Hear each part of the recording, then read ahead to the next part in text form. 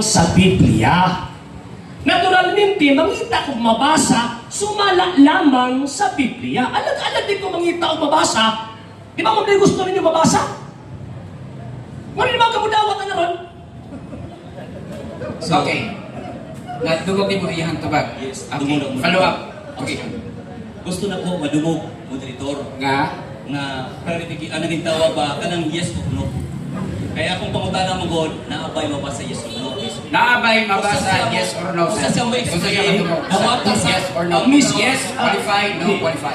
Dili matubag ang tawag ining pangutana nga yes or no. Tungkol kay ang question misleading. Mr. Moderator, Mr. Moderator, ang ako Okay. is dili matubag ang yes o ang no nga iyang question tungkol kay ang question misleading. Again, ang burden of proof naa sa iya ha. Ang burden of rebuttal naa sa ako. And one of my rebuttal is mangita jud ko mabasa. Dili man pwede nga imuha ng i-vice versa kay para makapagpalusot-lusot lang ka. Okay.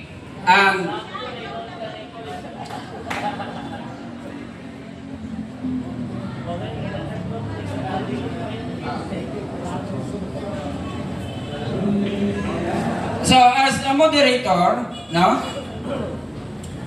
I have also to rule out